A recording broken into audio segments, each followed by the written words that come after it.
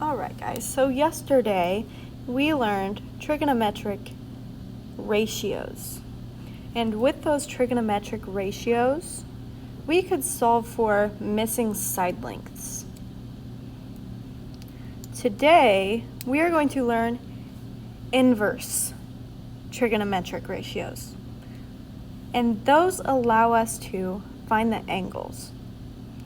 So you guys use inverses all the time, and you might not even realize it. The opposite of multiplication is division, so they're inverses. Square root and squaring a number are inverses. They kind of undo each other. So our sine, cosine, and tangent ratios from yesterday also have inverses. So on this chart, our sine inverse just looks like this.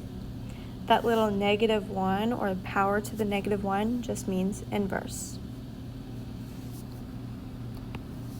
So yesterday, we had the values for our angles right here. Today we want to solve for those angles, so we are going to use the inverse to find the angles.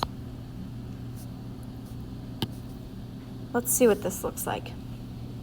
If you take your calculator and type in the sine of 30 degrees, you will get 0.5. So from our definition, the 30 was like the A, and the 0.5 is kind of like our X. If we look at the inverse equation and type in the sine inverse of 0.5, which is our X,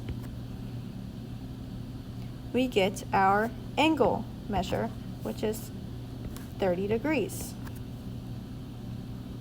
If you are unsure of how to type this into your calculator, usually the sine inverse button is above the sine button, and you'll have to hit second and then sine and then type in your number. So try it out and see if you get the same thing. This is another test to make sure you know how to type this into your calculator. If you type in sine inverse of 3/4, you should get approximately 49 degrees. If you type in cosine inverse of 15 divided by 16, you should get approximately we'll just round to the nearest degree, 20 degrees. And if you type in tangent inverse of 9 divided by 8, you should get approximately 48 degrees. So try that out and make sure you get the same numbers as I do. And make sure your calculator is set to use degrees, not radians. So now we are going to actually find the angle measures of a triangle. So if you look at this, we have two of the side lengths that we know. So this kind of looks like a Pythagorean theorem problem. But instead of finding the other side, I want to find angle X. So if we set this up, let's see, our side 6 is opposite of our angle X, and 10 is the hypotenuse of our triangle. So I know I'm using the opposite side and the hypotenuse, so this must be the sine function. And sine is opposite over hypotenuse, just so we know. So the sine of our angle, which is X, is equal to our opposite side, 6, divided by our hypotenuse, 10. To solve for X, I need to get rid of the sine. So we are going to take the sine inverse. So our definition says that our angle measure is equal to the inverse of sine of our ratio. So type this into your calculator and round to the nearest degree. You should get about 37 degrees as the measure of angle X. So let's try another one just like that. Now we switched around the letters, so be careful. We're still wanting to find angle X, and now angle X is this top angle up here. So first we need to decide what trig ratio we're using, sine, cosine, or tangent.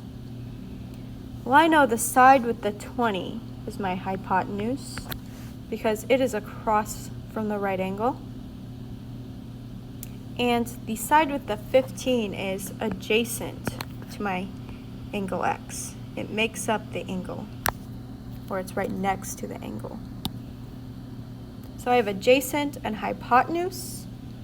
So that must mean we are using cosine, which is adjacent over hypotenuse. So the cosine of our angle, which we don't know the angle, so it's just angle X, is equal to our adjacent side over our hypotenuse. And by definition, the measure of our angle X is equal to the inverse of cosine of 15 over 20. If you type that into your calculator, X is approximately 41 degrees. We're rounding to the nearest degree. Next one. So now angle X is down here at the bottom again. We kind of turn to the triangle. So let's look at what side lengths we have. We have the 100, and the 100 is opposite of our angle X. And then we have the side with the 41. That is the leg that's right next to our angle X, so this is adjacent. So I want the trig ratio that has the opposite side and the adjacent side, which is tangent. And tangent is opposite over adjacent. So the tangent of my angle X is equal to the opposite side, which is 100, over the adjacent side, which is 41. To find the measure of angle X, I need the inverse of tangent. So X is equal to the inverse of tangent of 100 divided by 41. So you'll type that into your calculator, and you should get X is approximately 68 degrees if you round to the nearest degree.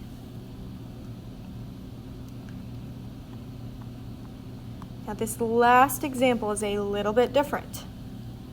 We're still trying to find angle X. So angle X is now down here. If you look, we have all three of our side lengths. So that means, if we look at our SOHCAHTOA, we have all of these possible combinations. We have the opposite and hypotenuse. We have the adjacent and the hypotenuse.